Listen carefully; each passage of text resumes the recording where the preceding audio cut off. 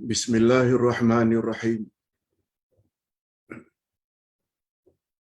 Alhamdulillah nahmaduhu wa nasta'inuhu wa nastaghfiruh. Wa na'udzu billahi min shururi anfusina wa min sayyiati a'malina. May yahdihillahu fala mudilla lahu wa may yudlil fala hadiya lahu.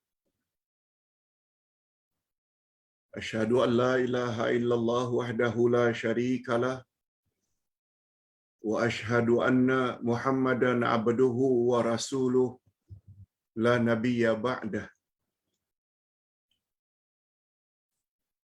Allahumma salli wa sallim ala nabiyyina Muhammad wa ala alihi wa sahbihi ajma'in, amma ba'd.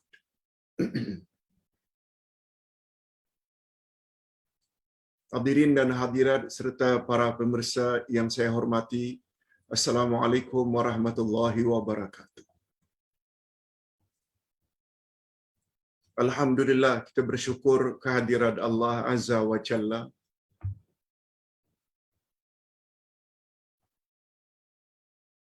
yang telah memberi kepada kita masing-masing nikmat yang sangat banyak,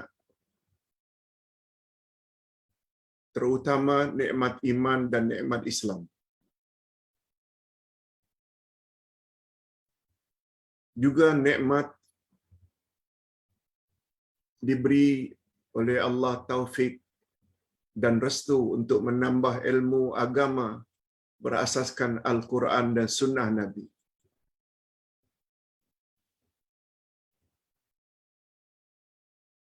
Sebab keimanan dan keislaman seseorang tak akan sempurna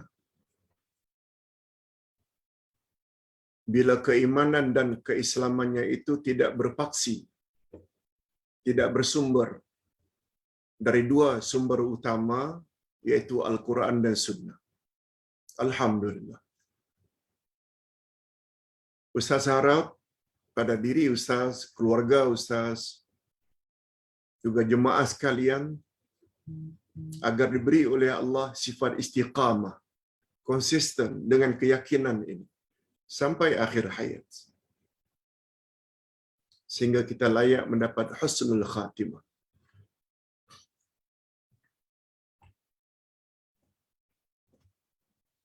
Setelah meninggal dunia nanti, yang paling berperanan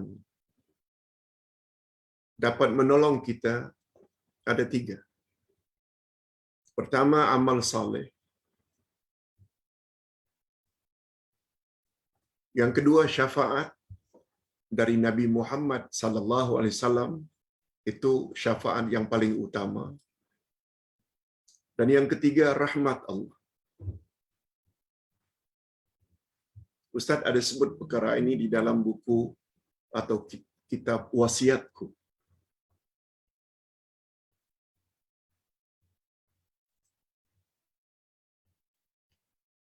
Topik kita pada hari ini,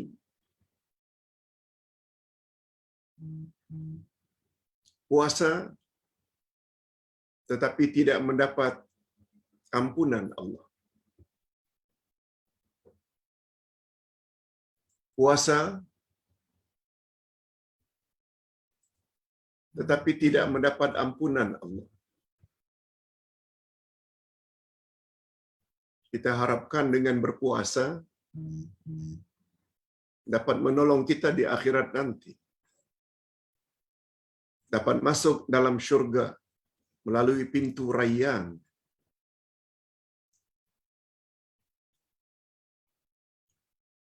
Tetapi sayangnya ada orang yang berpuasa tidak mendapat ampunan Allah. Padahal Ramadan adalah bulan yang paling banyak Allah beri ampunan kepada umat manusia. Sehingga Ramadan dipanggil dengan bulan ampunan. Bila ditanya mengapa Pak Ustaz? Ada dalil ke? Ini, Islam mesti ada dalil ke? Allah cakap atau Rasul cakap? Puasa yang begitu hebat ganjarannya, Sehingga Allah berfirman dalam hadis qudsi, semua amal anak cucu Adam adalah untuk mereka kecuali puasa. Puasa adalah untuk aku. Illa siyam fa innahu li wa ana ajzi bih. Semua amal anak cucu Adam adalah untuknya, untuk mereka yang melakukannya. Kecuali puasa. Puasa untuk aku, kata Allah. Dan aku akan beri ganjaran sesuka hatiku. Apa maksud puasa untuk Allah? Kita dah sebut kaedah sesuatu yang apabila disandarkan pada Allah mesti membawa makna istimewa. Abdun, bila dipanggil Abdullah mesti istimewa. Rumah, bila disandar kepada rumah Allah iaitu masjid mesti istimewa. Kitab, bila disandar pada kitab Allah yakni Al-Quran mesti istimewa. Begitu kaedah dalam bahasa Arab.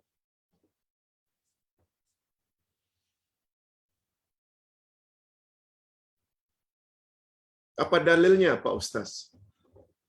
Ada orang yang dapat Ramadan, tapi dia tidak mendapat ampunan dari Allah. Ustaz dah singgung pada minggu lalu sedikit tentang perkara ini. Kalau tidak salah pada hari Sabtu yang lalu.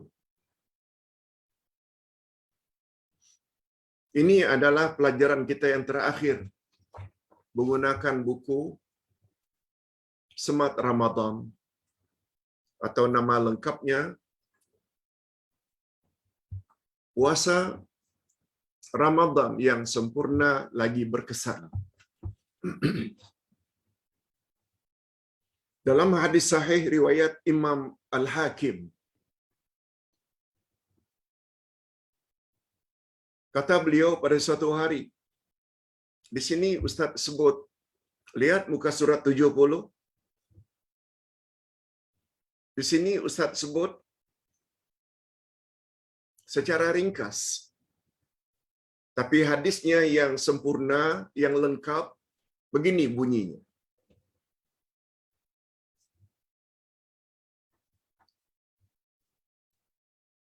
Pada suatu hari Nabi Muhammad sallallahu alaihi wasallam naik ke atas mimbar.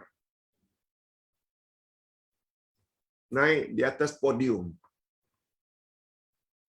Mimbar.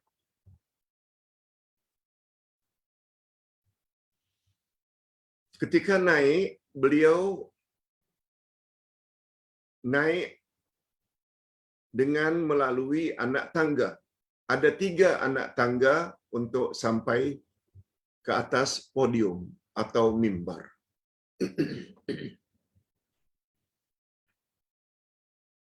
Cuma dilihat dan dengar oleh para sahabat, setiap beliau menaiki anak tangga, Nabi semut amin.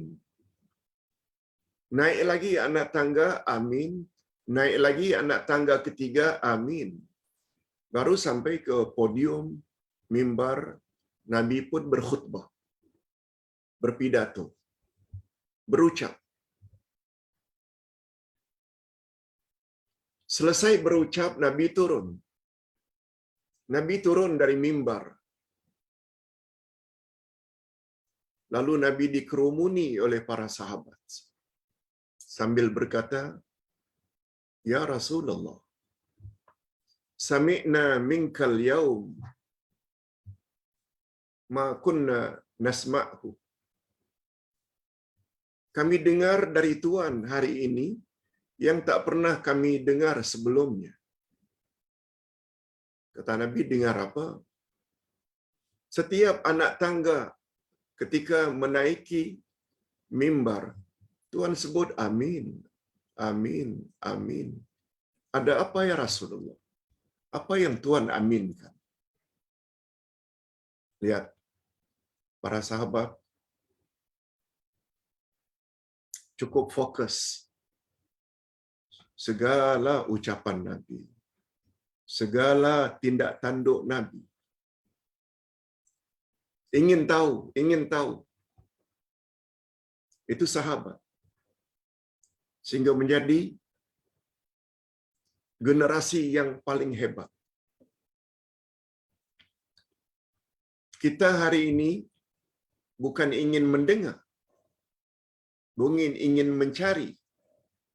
Diberitahu pun ayat Quran dan hadis Nabi ditolak. Sudah diberitahu. Tak. Kami hanya ikut apa yang guru kami ajar. Kami hanya ikut apa yang nenek moyang kami warisi. Allahu Akbar. Bezanya sikap kita dengan sikap para sahabat yang mendapat redha Allah. Sama ada muhajirin atau ansar berdasarkan ayat 100 dari surat At-Taubah. Jika kita ingin juga mendapat redha Allah dan layak memasuki syurganya, kita mesti ikut mereka dalam hal menjadikan Nabi Muhammad sallallahu alaihi wasallam sebagai role model, contoh teladan dalam beragam. Kalau tidak, jangan mimpilah. Lihat ayat 100 surat At-Taubah. Sesungguhnya orang-orang yang telah memeluk agama Islam lebih dahulu dari kalangan muhajirin dan ansar dan orang-orang yang mengikuti muhajirin dengan ansar dengan baik. Allah redha pada mereka dan mereka redha pada Allah. Dan Allah sediakan untuk mereka syurga-syurga yang mengalir di bawahnya sungai-sungai. Mereka hidup kekal abadi di dalamnya. Itulah keberuntungan yang besar. Lihat cantiknya bila kita faham Quran. Lihat cantiknya bila kita tadabbur Al-Quran. Okey. Cuma Ustaz tidak dapat minggu lalu bercakap dengan detail sebab masa yang sangat terbatas. Itu sebabnya Ustaz buat topik khas pada pagi ini. Sehingga lebih dapat bercakap dengan lebih selesa. Oh itu kata Nabi yang kamu ingin tahu mengapa aku sebut amin, amin, amin sebelum aku memulai khutbah. Begini, ini dia hadisnya. Atani Jibrilu faqala ya Muhammad man adraka Ramadan fakharaja walam yughfar lahu famata fadakhala an-nar fa'abadahu Allah. Qul amin. Qultu amin. Rawahu Huzaimah Ibnu Hibban fi sahihihi. Disebut di sini hanya satu. Karena berkaitan dengan tajuk. Nanti Ustaz tambah dua lagi. Mengapa amin?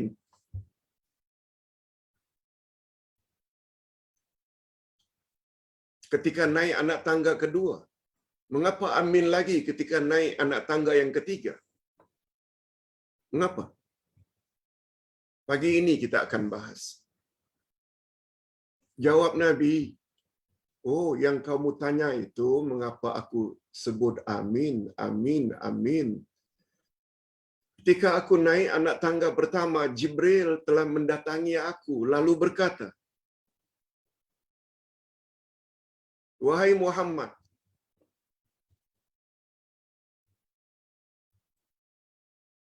barang siapa yang mendapati bulan Ramadan, lalu setelah bulan itu keluar, yakni bulan Ramadan berakhir, dosa-dosanya tidak diampuni oleh Allah, lalu dia mati, maka dia masuk neraka. Semoga Allah menjauhkannya daripada syurga.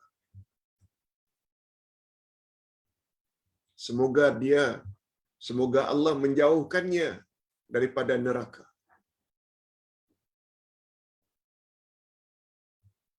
Lalu kata Jibril setelah menyebut kenyataan tersebut, "Ya Muhammad, ada dari kalangan umatmu orang yang mendapati bulan Ramadan, tapi begitu berakhir Ramadan, dosa-dosanya tidak diampuni oleh Allah. Lalu dia mati, tempatnya neraka." Mudah-mudahan Allah Subhanahu wa taala jauhkan dia dari neraka. Itu doa. Kemudian apa kata Jibril kepada Nabi Muhammad? Qul amin.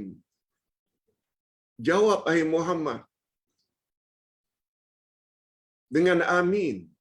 Amin maknanya perkenankanlah apa yang Jibril itu kata. Yaitu siapa yang mendapat bulan Ramadan, lalu begitu berakhir Ramadan, dosa-dosanya tidak juga diampuni oleh Allah. Lalu dia mati, tempatnya neraka. Sambut hai Muhammad doaku itu dengan amin. Amin maknanya kabulkanlah doa Jibril itu ya Allah. Lalu kata Nabi, faqultu amin. Lalu aku pun mengaminkannya. Itu yang kamu tadi dengar. Mengapa aku sebut amin ketika naik anak tangga yang pertama. Nah, Ustaz nak tambah dua lagi. Begitu naik anak tangga yang kedua, Jibril berkata lagi,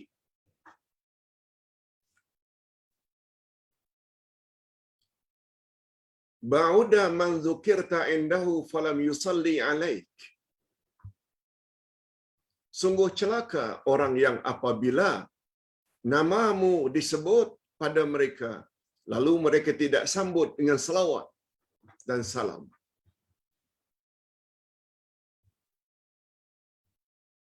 Begitu Jibril sebut, Jibril suruh lagi Nabi Muhammad, sambut dengan amin wahai Muhammad. Lalu kata Nabi, aku pun sebut amin. Itu yang kamu dengar tadi. Ketika aku naik anak tangga kedua, aku sebut amin. Jibril yang suruh. Nah, ketika aku naik anak tangga ketiga, Jibril berkata lagi, "Ba'uda man adraka abawahi au ahadahuma falam yudkhilahul jannah." Begitu aku naik anak tangga ketiga, Jibril berdoa lagi, sungguh celaka si anak yang mendapati kedua-dua ibu bapaknya yang sudah lanjut usia, lansia, lanjut usia, bukan langsia ya, bukan LANG, bukan LAN, lan lanjut, sia usia, bukan langsia. Sungguh celaka si anak apabila mendapati ibu bapaknya yang sudah uzur, tua, warga emas, lansia, lanjut usia, atau salah seorang daripadanya meninggal dunia, dia hanya jumpa seorang saja yang sudah lanjut usia, lalu kedua-duanya tidak menjadi penyebab untuk dia masuk syurga. Setelah menyebut ungkapan tersebut, lagi-lagi Jibril menyuruh Nabi Muhammad, "Qul, sambut olehmu dengan amin wahai Muhammad." Lalu aku pun sambut amin. Aku sambut amin. perkenankanlah doa Jibril itu ya Allah. Itu makna amin. Hadis sahih dari Ibnu Khuzaimah dan Ibnu Hibban. Dan menurut Ibnu Hibban, hadis ini sahih. Okey.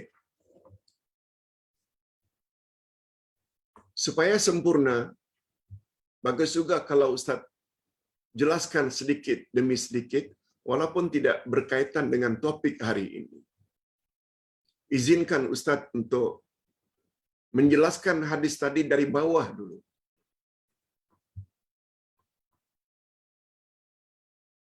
Mengapa anak yang jika ibu bapaknya tidak menjadi sebab dia masuk syurga di kategori anak celaka? Why?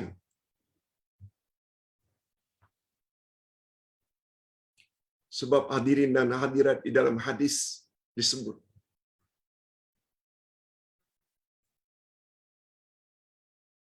ridallahi ala ridal walidain. Reda Allah kepadamu sangat tergantung sampai di mana reda ibu bapakmu padamu. Wa sakhatullahi ala sakhatil walidain. Dan murka Allah padamu juga sangat tergantung sampai di mana murka ibu bapakmu kepadamu. Lihat, Allah kaitkan redanya kepada kita sangat berkait rapat sampai di mana kita mendapat reda ibu bapa.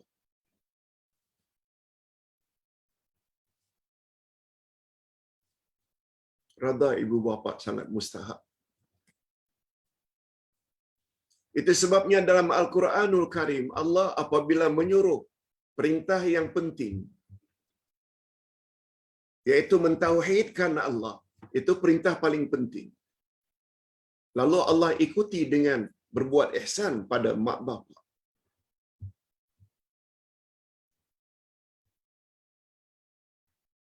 Kita boleh lihat dalam Al-Quranul Karim, kalau tidak salah ayat 34 surat An-Nisa, wa qada rabbuka alla ta'buduhu illa iyyah wa bil walidaini ihsana. Sudah menjadi ketetapan daripada Allah agar kamu beribadat hanya kepada Allah. Dan terhadap kedua ibu bapa hendaklah kamu berbuat ihsan. Kaedah dalam ilmu tafsir, bila perintah yang mengiringi suatu perintah yang penting, dia juga termasuk penting. Setelah Allah memerintah agar kita beribadat hanya pada Allah, langsung Allah ikuti. Terhadap ibu bapakmu hendaklah kamu berbuat baik, berbuat ihsan. Kemudian dalam surat Luqman, Allah berfirman, Anishkurli wali walidai. Hendaklah kamu semua bersyukur kepadaku dan bersyukurlah juga kamu kepada kedua ibu bapakmu. Allahu Akbar. Cukuplah.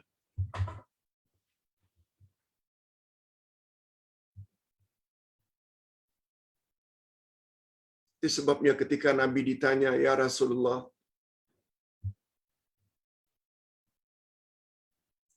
pada siapakah saya dalam hidup ni mesti berbuat baik? Kata Nabi, ummak, your mother. Summaman. Kemudian siapa lagi setelah ibu? Lagi-lagi ummak, your mother. Kali ketiga, ummak, ibumu, ibumu, ibumu. Summaman. Baru yang keempat Nabi jawab, your father. Abak. Abuka.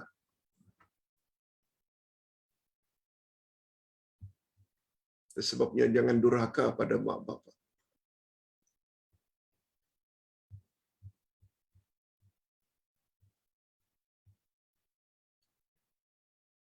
Imam atau Syekh Al-Ghazali dalam kitabnya Aqidatul Muslim menyebut, Syekh Al-Ghazali ini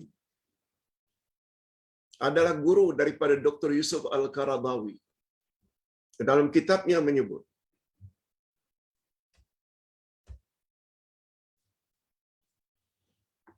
rahasia Rasul sebut ibumu, ibumu, ibumu. Yang keempat baru bapakmu.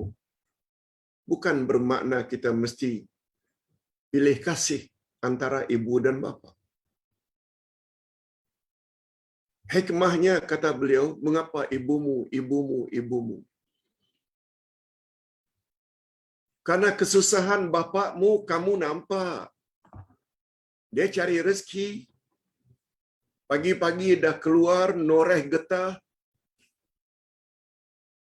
Semalam-malaman di lautan sebagai nelayan miskin untuk menyara hidupmu. Bekerja keras. Sebagai tukang binaan, pemotong rumput. Dimarahi oleh majikan. Kamu nampak. Tapi pengorbanan ibumu menghamilkan kamu, kamu tak nampak. Pengorbanan ibumu ketika melahirkan kamu dengan begitu menyakitkan. Kamu tak tahu, kamu tak nampak. Semalam-malaman kadang-kadang tidak tidur karena anak rewel, karena anak menangis. Ibumu, pada umumnya ibumu, itu semua kamu tak nampak. Itu di antara rahasianya, kata Syekh Al-Ghazali. Nabi sebut, ibumu, ibumu, ibumu. Itu sebabnya ada hadis, cuma derajatnya dhaif. Tapi maknanya betul. Al-jannatu tahta aqdamil ummahat. Syurga di bawah telapak kaki ibumu. Tapi ingat ya, hadis itu dhaif. Bukan hadis palsu, tapi tidak sampai ke peringkat sahih. Tapi maknanya betul. Oleh sebab itu, kalau ada ibu bapa, rawat baik-baik. Senangkan hati mereka. Walaupun mereka selalu kata tak mau menyusahkan anak. Tidak. Usahakan supaya mereka itu senang. Layan mereka dengan baik. Ihsan pada mereka. Senangkan hati mereka. Bimbing mereka. Baik. Yang kedua, sungguh celaka orang yang apabila namamu disebut, lalu dia tidak sambut dengan selawat dan salam. Hadirin dan hadirat kita umat Islam, sangat-sangat digalakkan oleh Allah supaya bersalawat ke atas Nabi. Selawat dengan makna doa pada Nabi, agar Nabi diberi kesejahteraan.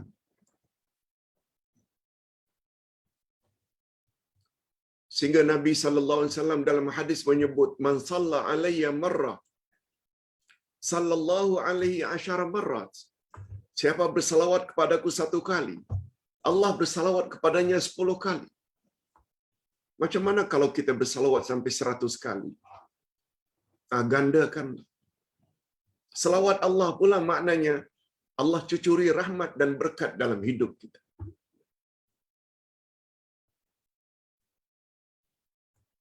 Itu sebabnya kata Nabi sallallahu alaihi wasallam, selokek-lokek manusia ialah apabila nama aku disebut, lalu dia tidak sambut dengan selawat dan salam.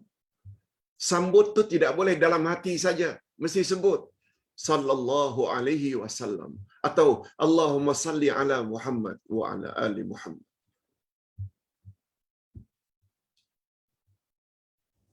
Mengapa dikatakan orang yang paling bakhil, orang yang paling lokek? Karena ganjaran yang besar dijanjikan untuk dia perolehi, lalu dia tak dapat. Karena beratnya mulut. Kalau memfitnah, mengumpat, berbohong, rajim. Mencaci, mencerca.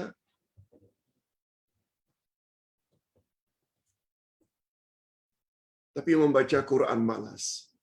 Selawat ke atas Nabi malas.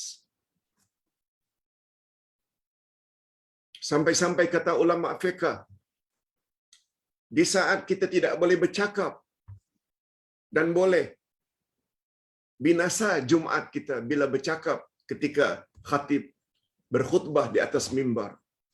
Tapi dibenarkan.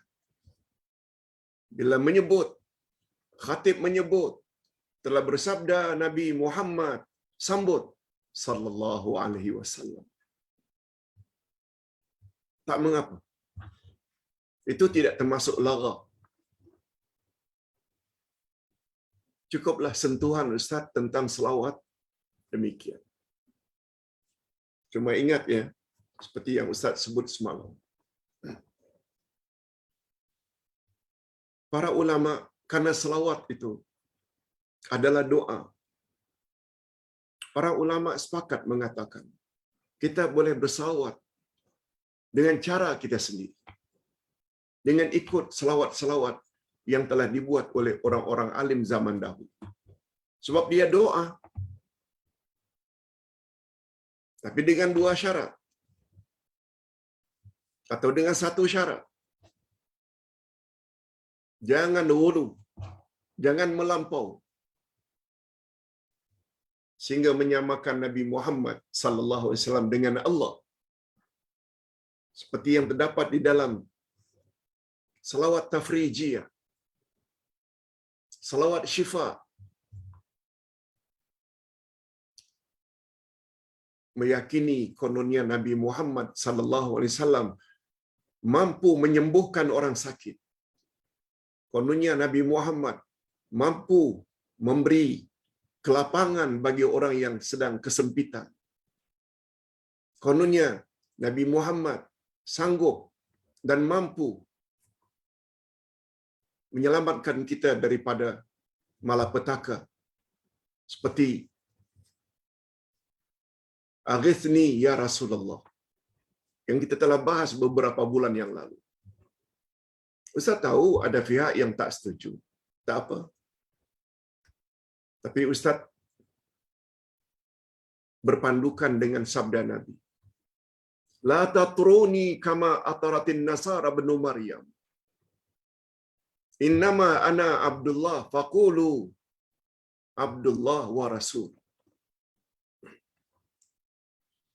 Jangan kamu menyanjung aku keterlaluan sebagaimana sanjungan Nasrani Kristian terhadap Isa putra Maryam. Jangan keterlaluan menyanjung aku. Aku hanya hamba Allah. Aku hanya Rasulullah. Panggil saja aku Rasulullah atau Abdullah. Hamba Allah atau Rasulullah. Okey. Kita masuk bahagian. Sungguh celaka orang yang mendapat bulan Ramadan tetapi begitu berakhir Ramadan, dosa-dosanya tidak juga diampuni oleh Allah. Itu dalam versi lain. Ini versi ini lain lagi. Dia hampir sama. Macam mana Pak Ustaz ada orang masuk Ramadan, dia Muslim, tapi dia tidak mendapat ampunan daripada Allah. Mengapa Pak Ustaz? Besar kemungkinan.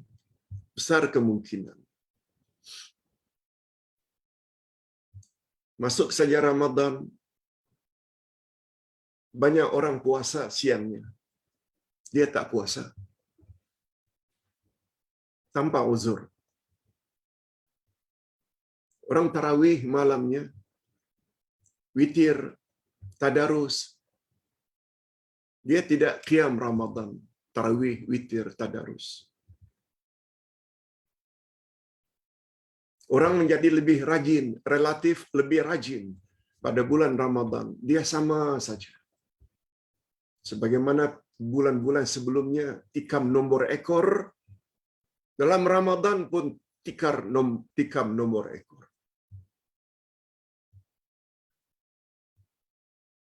Hadirin dan hadirat rahimakumullah. Orang-orang macam ini, orang yang tidak tertunggu-tunggu kedatangan bulan yang penuh keberkatan ini. Ini tinggal 5 hari lagi. Kalau tak salah, hari Ahad kita mula puasa. dadanya makin sempit. Ya Allah, dah dekat lagi puasa.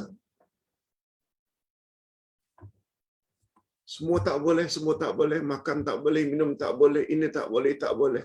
Itu saja dalam fikirannya. Dia punya negative thinking. Bukan macam kita. Bapak-bapak dan ibu-ibu serta pemirsa, betul tak? Semakin dekat Ramadan, kita semakin bahagia. Kita doa, mudah-mudahan Allah panjangkan usia kita sehingga menemui bulan berkat bulan Ramadan. Bulan yang di dalamnya semua syaitan diikat dan dibelenggu. Bulan yang semua pintu syurga dibuka lebar-lebar. Bulan yang semua pintu neraka ditutup rapat-rapat. Bulan yang ada satu malam yang ganjaran di malam itu bila kita beramal bertepatan dengan malam tersebut, Allah gandakan pahala lebih baik dari 1000 bulan, yaitu Lailatul Qadar.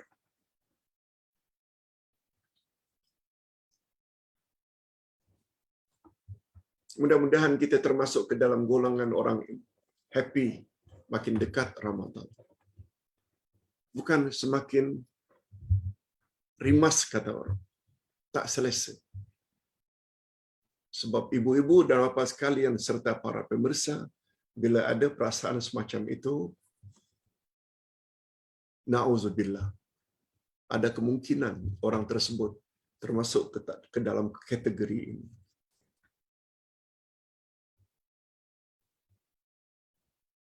Apalagi Allah Subhanahu wa taala berkata, pada 10 Ramadan yang terakhir, paling banyak manusia yang dibebaskan dari api neraka. Al-utaqa'u minan nar, dibebaskan dari api neraka. Jika 10 Ramadan itu dia kejar sungguh-sungguh, tidak ada manusia yang dibebaskan oleh Allah dari api neraka paling banyak berbanding pada 10 Ramadan yang terakhir. Nah, tiba-tiba ada orang, jangankan bebas dari api neraka, dosanya tak diampunkan, malah masuk neraka lagi. Na'udzubillahi min dzalik. Itu sebabnya ulang kaji nanti. Bermula dari Ramadan saja, ulang kaji buku ini. Sebagaimana Ustaz pesan bagi yang pergi umrah,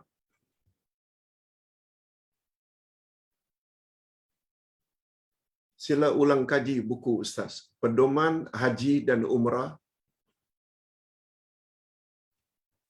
ringkas tetapi sempurna.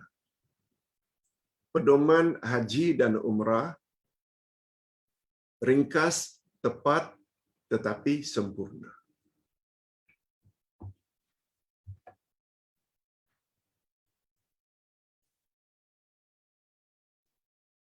Kita sebut dalam buku tersebut apa yang menjadi amalan Nabi ketika haji dan umrah. Apa panduan-panduan dari Nabi. Tak perlulah kita tambah-tambah. Itu maknanya pedoman haji dan umrah, ringkas, padat, tetapi sempurna. Demikian juga semat Ramadan. Puasa Ramadan yang sempurna lagi berkesan. Jadikan ini sebagai pedoman. Apalagi setelah topik ini, Ustaz lanjutkan dengan himpunan doa. Himpunan doa, kita boleh berdoa dengan doa apa saja. Tapi himpunan doa dan zikir ini, lihat muka surat 77. Dia sangat bagus untuk diulang-ulang dalam bulan Ramadan. Lebih-lebih lagi tentang Ya, Ustaz juga buat satu buku khas kecil saja. Pedoman iktikaf. Lengkap dengan doa-doanya. Baca itu pun dah cukup dah. Insya-Allah. Puasa kita, sahur kita, berbuka kita, sedekah kita, bila kita ikut sebagaimana yang telah ditetapkan oleh Nabi, Ustaz tulis dalam buku ini, membuat puasa kita tahun ini insya-Allah menjadi lebih sempurna berbanding puasa tahun-tahun yang lalu. Sebab begitu pesan Nabi. Walaupun itu dalam bentuk ibadat salat, salli salatal muwaddi'. Lakukanlah salat seolah-olah itulah salat selamat tinggal. Nah, kiaskanlah. Bila dapat Ramadan nanti, anggaplah itu Ramadan yang terakhir. Kalau dapat umrah, anggaplah itu umrah yang terakhir. Walaupun kalau dipanjangkan umur dapat lagi umrah, kita doa lagi. Sebab bila dapat Ramadan yang ini nih, kita tak dapat pasti akan dapat lagi Ramadan yang akan datang. Jangankan Ramadan yang akan datang, Ramadan ini yang tinggal 5 hari pun belum tentu. Allahu Akbar.